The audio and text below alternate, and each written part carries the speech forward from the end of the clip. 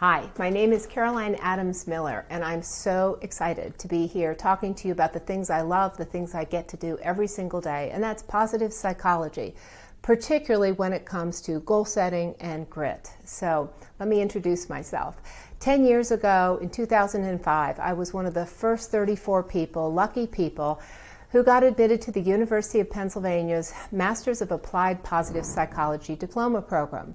And while there, I think it's safe to say that I met people and learned things that have fundamentally changed me as a person, as a wife, as a friend, as a mother. I mean, it's really life-changing. And because I teach this, and because I coach and I speak to keynotes and I do workshops all over the country, if not the world, I find that everyone else is impacted too. And so I met people like Sonja Lyubomirsky, Barbara Fredrickson, Chris Peterson, Marty Seligman, Barry Schwartz. I mean, so many people, I don't even have enough words or time to describe them, but their research really is fascinating, and everyone should take a look at some of the key findings like broaden and build theory, Sonja Lyubomirsky's work on positive interventions, Chris Peterson and Marty Seligman's work on the VIA, Survey of Character Strengths, Angela Duckworth's work on grit. These are all things that are important to understand, learn, and apply in your life if you're going to flourish. And so while I was at Penn, something very important happened for me. I went in as a coach. I particularly worked with people on goal setting because that was my passion. And one of the things that I thought was so interesting was I didn't know there was something called goal setting theory. I'd always heard about, SMART goals or the law of attraction or other kinds of things that were kind of magical, but nothing was really evidence-based. And so one of the things that I think is really important for people to understand is that if you're going to set and pursue goals with a lot of, zest and the highest opportunity to actually succeed, it's important to know that Locke and Latham's goal-setting theory is one of the most validated theories out there. And I had never heard of it. And so I decided to write the first book to connect the science of happiness with the science of goal setting. That book, Creating Your Best Life, was an outgrowth of my capstone project that year.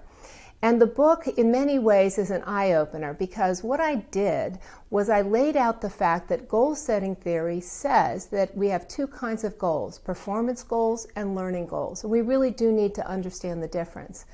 But there's also a slam dunk finding, which again, I'd never heard of, it was new at the time, that all success in life is preceded by being happy first. Now, that was an eye-opener for me, simply because I had gone through my whole life, as I suspect most people do, thinking I would become happy if I got whatever I wanted. If I got the grades, I got into the college, if I had the right body, if I had the right boyfriend, husband, whatever it was. If I had all the right things, I would become happy. Unfortunately, I was never happy, not for long. I would attain things and move on. And so what this finding says is that we succeed because we're happy first. And so what I did in Creating Your Best Life was I created a bidirectional model where at any point we can insert ourselves into the goal-setting process. So we can come in with positive interventions and up our well-being through journaling, meditation, gratitude exercises, etc. And that will up our flourishing, which will make us more likely to succeed. And when it comes to goal setting, we can also have mastery experiences on the way to pursuing important goals that are part of what we're here for, our ikigai. That which we wake up for. The Japanese word ikigai is about our purpose in life. And so if we can set and pursue the right goals, then we have mastery experiences which then have a domino effect. And those also will help us build our well-being because they're tied to self-efficacy, which is one of the traits of happy people.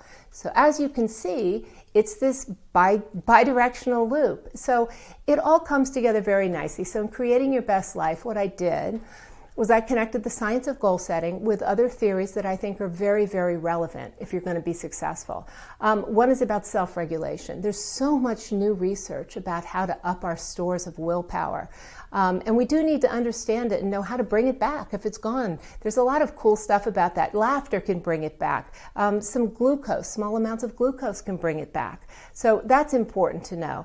It's also critical to know who's going along with you on your journey. If you're going to be successful, successful, you have to be surrounded by what's called active, constructive people. And here's one way to know if people should be in your life, and that is, do they have curiosity and enthusiasm for your goals, for your good news? So if they're not responding in that way when you tell them about your goals or you talk about the things you're excited about, you should probably think twice about whether or not they should be on your inner web of support. I always say to clients, it ought to be hard to get into your inner circle. So think about that. There's also some very interesting research on priming. So I had a great time. I went into the kind of the bowels of academia and I dug up all these things I'd never seen before that all felt very relevant to me.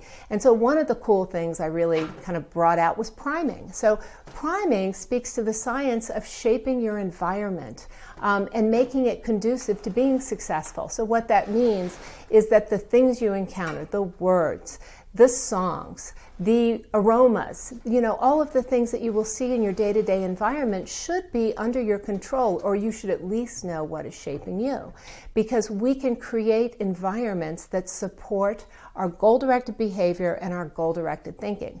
So I think I was the first to suggest that we change computer passwords, that we change our email addresses, even that we change our license plates, so that the things that we encounter make us think about goal-directed thoughts. So I'll give you a clue about me.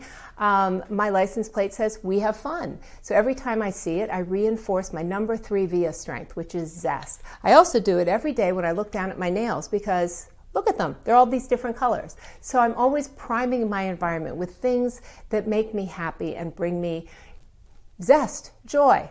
And then we also have to think about grit. And so the topic of my next book is about grit. The book is called Authentic Grit, and it will be out in 2016. And Angela Duckworth came up with a definition of grit that is accepted and that widely used, and that is passion and perseverance in pursuit of long-term goals. And so we really do have to have these long-term goals. We're in a society that doesn't value hard work necessarily. I mean, it's said that we've become so anxious and depressed and fat and entitled that we don't even go out of our comfort zone anymore.